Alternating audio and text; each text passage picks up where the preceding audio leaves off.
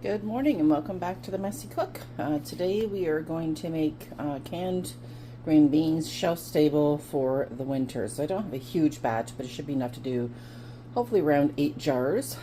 So I cut the tips off of these, or I should say the ends off these overnight, and I've soaked them in some water just to kind of keep them crispy and fresh because I picked these up yesterday. Right now I'm going to take 12 cups, this is 8 right now, 12 cups of water. And I'm going to put it in my Presto canner. So basically every time you are going to can something, I have another 4 cups here. Every time you can something, you want to fill or pressure can something. For my Presto canner, which I think is a 23 quart, I could be wrong on that, you add 12 cups of water to that. So I'm going to add this around, sorry for the quick camera work. And I'm going to turn my burner on, and I'm going to turn it on to just kind of like maybe medium-low right now. See there, that's on. So we're going to get that on. I'm going to get that water kind of getting warm. What I'm going to do next is I'm going to pack all these lovely green beans into however many jars I can get. Now I am going to keep 2 jars full of full-size beans aside, and what I'm going to do with those is I'm going to do a couple types of pickled beans, so I will show that a little later. So we'll come back and I'll show you what we do with these beans. So what I'm going to do in the meantime is I'm going to boil a pot full of hot water, and what we're going to use that for is to pour over the beans once we get the jars all packed. So we need to put boiling water over them, and that's kind of why we're heating up the water in the pressure canner. As I've said in my previous videos, when you're canning, you're going to do hot product. So it'll be, the beans will be room temperature, but the hot water on is going to make it a hot product. You're going to put it into hot water. So we're going to get that boiling. And I think that we'll let that run for a minute.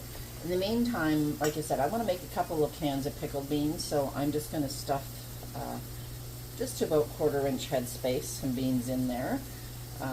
Maybe a little bit shorter. I'll cut them down a little bit. Let's see, I'll get this water on, and I'm going to show you what I'm going to do here. Yeah, okay, let's do this again. So, I'm going to take some longer beans. If they're a little too long, like this one, I'm going to cut off just a smaller piece, and what we'll do is we'll put these in the jar. The smaller ones can just go in the cans for the beans that I'm going to be pressure cooking for our winter season. So I'm going to continue. I'll get these 2 cans. So basically that's what I want. I want something that's going to go to the top of this rim here, and I'll continue to fill 2 jars, and then later on I'm going to show you how to pickle those. Alright, so I've packed 2 jars full of some beans. A couple of them will have to squish down a little bit, but that's okay. So these are going to be for some pickled beans later. I'm going to do them 2 different ways, but I'll show you that a little later on. Now, I'm going to move these beans over so I can show you what we do. So you have 2 options.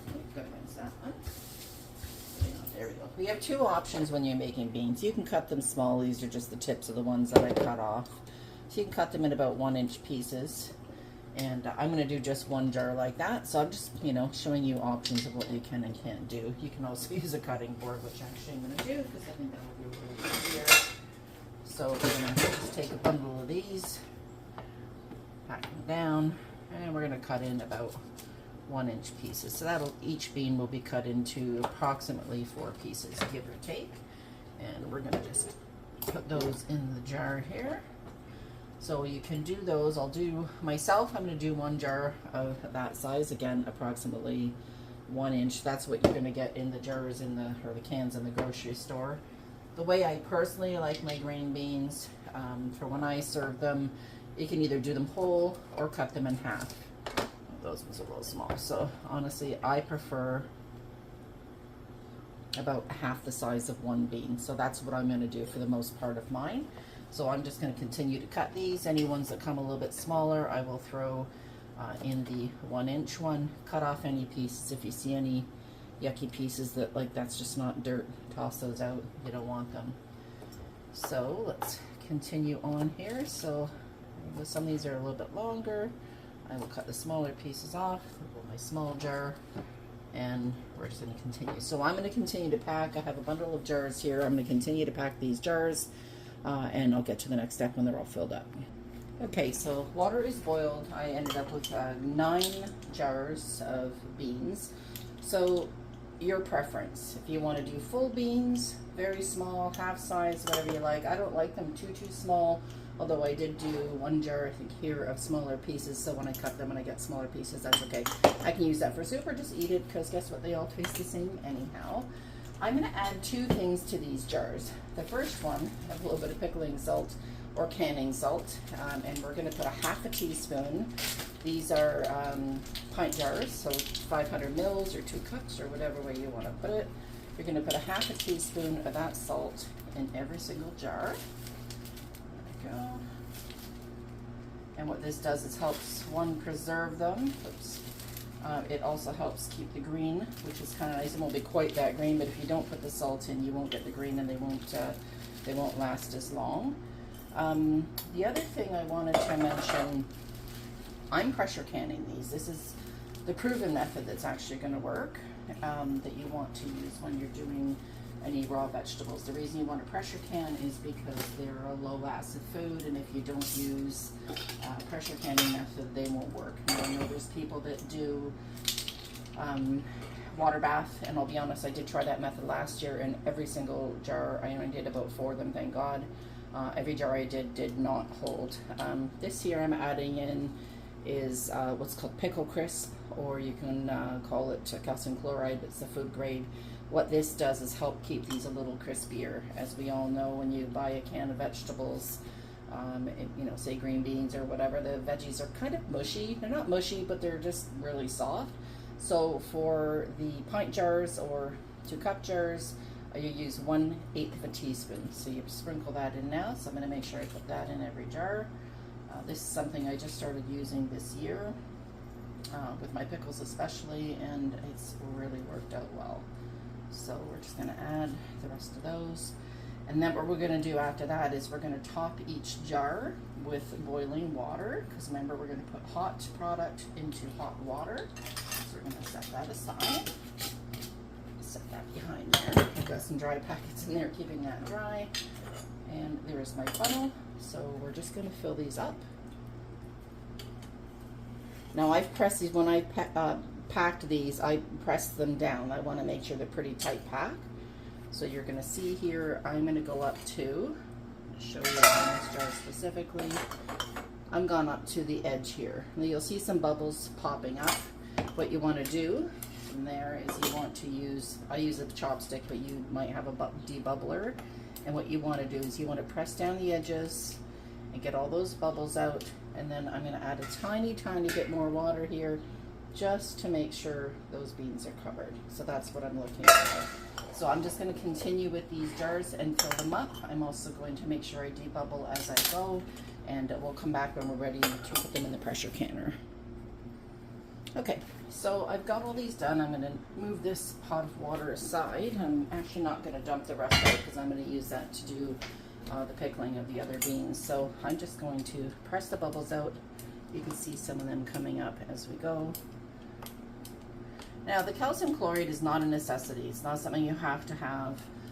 I do it because it just kind of gives a little bit better texture in the veggies when the end product comes. They won't be all mushy like you get in a regular can of beans. Calcium chloride food grade can be bought on Amazon. That's where I bought mine. You also want to so I said the thing is you know, it's not a necessity. It is something that's preferred. It's just a texture giver. You might be like, calcium chloride, oh, that sounds awful. What is that? I don't want to be putting that on my in my food. It is something that's put in a lot of canned foods, vegetables, fruits, just to keep their the best original texture as you can. So I'm going to get a little fresh cloth here with some vinegar, and we're going to wipe the rims. All right. So I'm just going to pour a little bit of vinegar in a jar here, or a little container. I'll keep this on the counter because I'm going to be doing some other canning today, so there will be some more videos to come. I've taken a clean cloth here. I'm just going to soak that, make sure it's nice and wet. There we go. And the whole idea is to wipe the rim on everything. I use vinegar because vinegar takes off grease, oil, anything like that. These jars will be fine. They don't have any grease oil on them, but if you want a good seal on the things that you're canning to be sure you don't lose anything. You want to wipe the rims. It gets off any residue, bits and pieces of food, grease, anything like that, any sticky stuff. If you don't, what happens is you won't get a good seal on your vegetables or whatever it is you're canning. And in that case, what happens is you end up with spoiled food. If you don't realize it didn't seal, maybe you didn't check the lids afterwards, that's what's going to happen. So I have all my lids here, which I've washed. I'm going to center them on and twist these on to finger tight. So as I say, finger tight, put them on, and a little wrench. You don't want to wrench down on them. You do that, then you get too much of a seal, and the seal, or you get too much pressure on there, the seal might not actually take. So I'm just going to continue with these. Once we get them done, we're going to get them into the pressure canner. I'll show you that step next. Okay, so the water in here, I'll show you real quick. Sorry. You can see just tiny little bubbles there. We want about 180 degrees. You can check that if you want, but I think that's about right. I see those tiny bubbles. That's about what I'm looking for. I've also put in a rack in the bottom because you don't want the jars and the pressure canner touching the bottom. So this is the rack here. I actually have two in case I need, if I'm doing a lot, I can layer them. So right now I've got all of my jars. I'm just going to pop these in, and I have 9, so I think I should be able to fit 9 there. So we want to get a fairly tight set in there between all of them. So I'll continue to get these in and show you when they're all in. Alright, so this is my last jar. I'm just going to put that in, and I'll show you here with this size pressure canner. I can actually get in exactly 9 jars. Now if I wanted to do, if I had a lot more and I was doing more, I would put that little that little divider in there, this one here. And then, so that would sit around here, and I could actually get 9 more jars. So technically I could do 18-pint jars. Now if I'm doing liter jars, I'm only going to get probably, I think I can fit 8 in there generally. So for pressure canning, I'm going to grab my lid here. What we're going to do is, you'll see here, I'll show you a little more detail because it doesn't really show a lot of detail. See that little V there? I'm going to show you on the lid that also has that. Where is it here? Let me show you. On the lid here, I hope I can get in. Yeah, you'll see that right here. So we want to line those up. You're going to put it on, and you're going to see, you want to make sure this fits on. So fit it on like so, and then you're going to turn these so they get a good seal. So what we're looking for right now is I'm going to turn the temperature up to high. Turn this just a little bit so we can see on the camera a little bit better. What we're going to do is, this is the steam vent. So I want to bring this to a boil. When the steam comes out, I want to steam that, let that steam go for 10 minutes. So I'll put a timer on when that comes out in a steady stream. If it's broken, wait till you get a steady stream. We'll let that go for 10 minutes. And then we will build it to pressure of 10 pounds, I believe it is. Let me just check for the beans. 11 pounds of pressure for 20 minutes for beans. Everything's a little bit different depending on what you're making. It also depends on your altitude. So if you're over 2,000 feet, you have to adjust your pounds of pressure because that will have a lot to do with if your product comes out okay or not. So we're going to wait till that steam. I'm going to let that go for 10 minutes and we'll come back at that point. Okay, so the beans are in and it's starting to steam. It is a little tough to see. I don't know if I can turn that off and you can see a little bit. You can see the steam is starting to come out. Let me zoom in here. It's hard to see there, but the steam is starting to come out this vent hole cover here. You have to get a little bit closer. There, you can see the steam coming out there. So it's just, yeah, see, it's a little bit broken. Stop, go, stop, go. So I'm going to give it another minute, and as soon as that steam starts going straight through full for 10 or 15 seconds, I'm going to put the timer on for 10 minutes, and then we're going to let that pressure brake gauge come up. So I'm going to get that going, and we'll come back.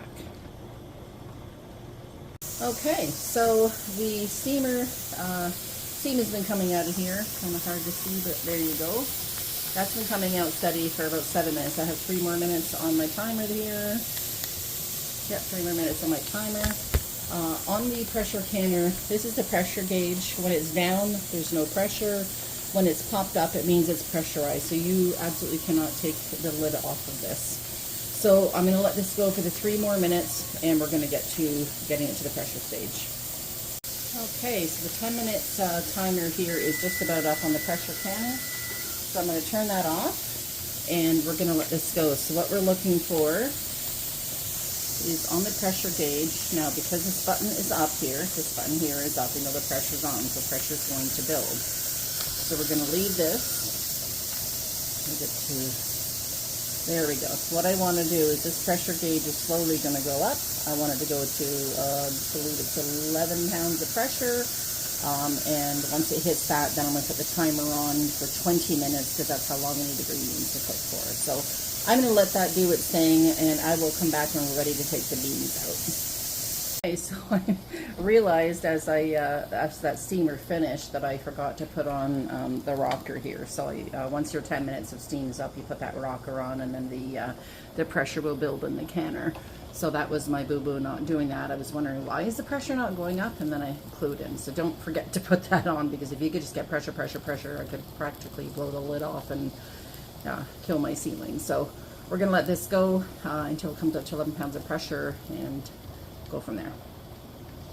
Okay, so this beeper is about to go off on the stove, and these have processed for 20 minutes. So what I'm going to do is I'm going to zoom in here real quick and show you the 11 pounds of pressure, because I did finally get it up to that point. Let's zoom in here. You can see it's a little bit over, but that's not a big deal. We don't want it like 15 or more. And if it ever gets into the caution range, turn your burner off and leave it be. Okay, so timer is done. So what I'm going to do, turn the timer off. I'm going to turn the burner off, and the best way to deal with this is you're going to lift, do not drag, you're going to lift your pot. It's going to be super hot, and you're going to take it off of the heat. There we go. And we're going to leave that. I'm going to put the timer on for about an hour, and then what should happen in that hour, the pressure is going to come down. Once this button drops, and you see that the button drops, you're going to turn the timer on for 10 minutes. So it takes about an hour. That's why I put the timer on for an hour. But if you come back and the hour's not done, you can cancel your timer if this is already dropped. You're going to let it cool for about 10 minutes. You're going to take this off, and then you should be safe to turn the lid off. If you go to turn it and it's still kind of sticking, it's not ready yet, and leave it for a little while longer. So we want to keep it off the heat. I'm going to put my timer on for an hour, and we're going to check back. I'm going to be in the kitchen doing some other things for some other videos coming up, and we'll check back in an hour and see if that button has dropped. Okay, so I took the pressure canner off when the pressure was done. I took off the pressure, the rocker, and I should be able to leave this for 10 minutes now. So I'm going to put a timer on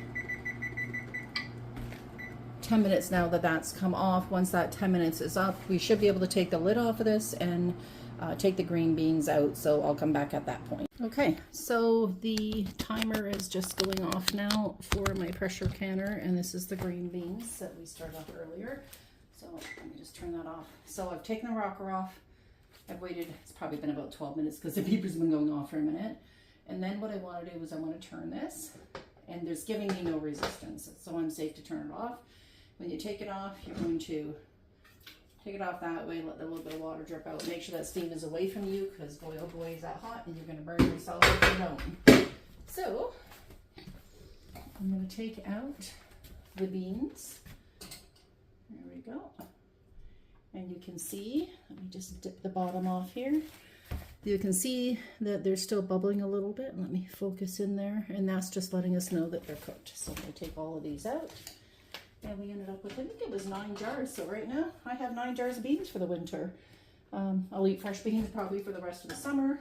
And then in the winter time, I have these. I can use them for soups. I can use them just as a side for dinner. You can eat them as is, just plain. I like to add a little bit of butter, saute them up with sometimes a bit of butter and garlic. And they literally, when you're ready to eat them, pour them in a pot with the juices, and just reheat them for 5 minutes. They're all cooked and ready and set to go. So let's get these last couple jars out of here. I mean, this is super easy. Anybody can do this. You need a pressure canner. Yes, they're a little bit pricey, but if you're into preserving your own food and eating natural, because we all know what is in the store is full of preservatives. There's a couple of rule of thumbs. If you can't read the ingredients, you really shouldn't be eating it. So anyhow, I'm gonna let these cool completely, and all the lids should pop down when they're ready to go. So here we go. You've got them all out. Sorry, that wasn't a very good camera view. So you can see, I'm gonna zoom in here. They're still bubbling. So these are really hot. The lids also, these here rings will loosen as they cool, but we're gonna let them all go. We want all the bubbles here on the top, all of these little, ouch, hot, sorry, these buttons to pop down. So if they're all popped down, we're completely sealed and ready to go. So I hope you've enjoyed watching this video. Hope you've learned something, and yeah, join my page if you haven't subscribed already. I'd love it if you did. Be sure to pass this along to friends, share away, hit that little bell so you get reminders as the videos come up. And happy summer, happy harvesting, and happy canning. Have a great summer, and we'll see you soon on the next video. Take care.